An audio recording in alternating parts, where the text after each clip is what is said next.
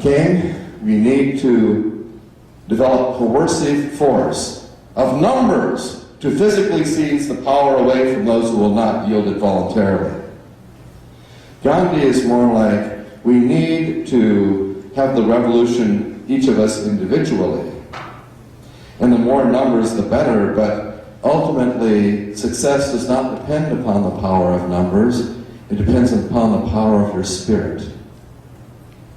It depends upon the quality of your commitment.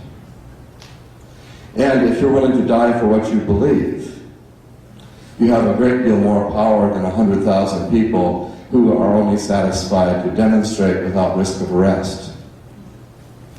When I look out at the crowd, I see Native, I see white, I see black, I see Asian. This has nothing to do with Native. That's right. This has everything to do with the protection of the earth.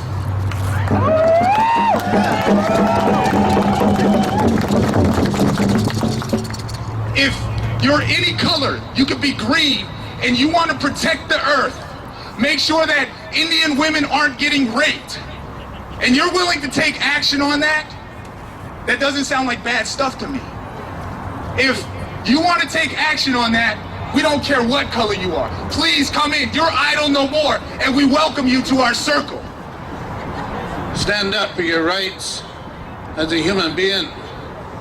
Offer that tobacco to the Creator. Let the past go. Be proud of who you are as a human being and step forward. As they say, step up to the plate and do something about it for yourself, for your family. It's one thing to stand here and support this, but it's another thing to take that step into that spiritual world of where you come from and make that offering for yourself so that you yourself can be proud of who you are as a human being. That you're doing more than just standing there. You're walking what you talk about. You're believing in what you do. You're practicing what is given to you by the Creator to support your family, your children, your people. Be proud of who you are as a human being in this world. I thank you very much. Today we have our local coordinators for two national organizations, Waterkeeper Alliance and Sierra Club. Our own presidents of these organizations, Bobby Kennedy Jr. and Michael Brune, stood together along with other leaders, including Bill McKibben of 350.org, the Hip Hop Caucus, and the actress Daryl Hannah on Wednesday to get arrested in front of the White House.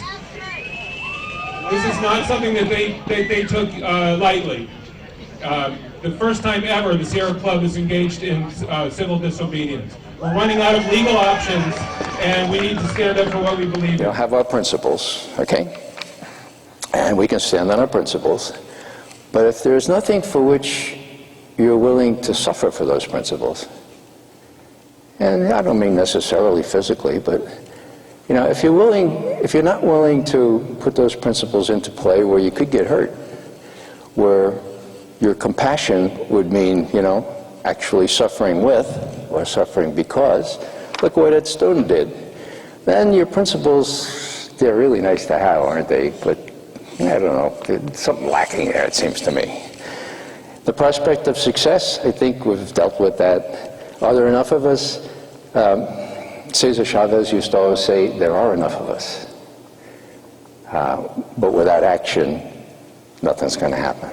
Op-eds are really nice, you know, speeches are really nice, but if you don't get out there, nothing's going to happen. And it's getting kind of late. And I think that probably the next year or two are going to be key. We're the first generation that can really see the effects of climate change. We see it all around us. And we're the last generation that can do something about it. All over the country, people fighting incredibly important local fights and understanding how those fights fit together in this larger fight for the planet. It's a different kind of movement. It has no huge leaders or central organizations or anything. It's more like the kind of energy system that we're imagining for the future. Millions of solar panels on millions of rooftops, all interconnected and tied together. We're up against the most powerful enemy that there has ever been, this sprawling thing called the fossil fuel industry that has its tentacles in every part of our politics and our economy all over the world, and so our movement has to be sprawling in the same kind of way, a resistance that takes them on at every turn. What you're doing, I guess what I'm trying to say is, couldn't be more important. Couldn't be more important to block these coal trains and these coal ports. Couldn't be more important to stand with the people today in the Appalachians who are fighting mountaintop removal on their Draw the Line Day, or people all over the country who are highlighting all those local fights that are all one big fight. The fight that you're in is the most important fight that human beings are ever engaged in.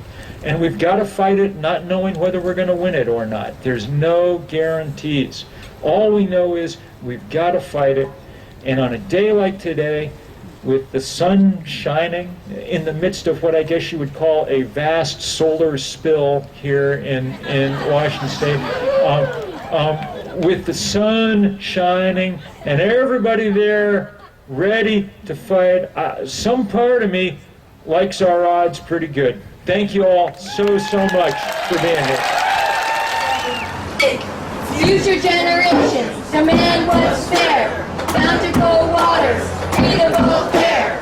Future generations demand what's fair. Bound to cold waters, breathable air. Future generations demand what's fair. Bound to cold waters, breathable air. Future generations demand what's fair. Bound to cold waters, breathable air. Future generations demand what's fair. Bound to cold waters, breathable air. Future generations demand what's fair. Bound to cold waters, breathable air. Future generations demand what's fair. Bound to cold waters, breathable air. Future generations demand what's fair. Bound to cold waters, breathable air. Future generations demand what's fair. Bound to cold waters, breathable air. We're the first generation that can really see the effects of climate change. We see it all around us. And we're the last generation that can do something about it.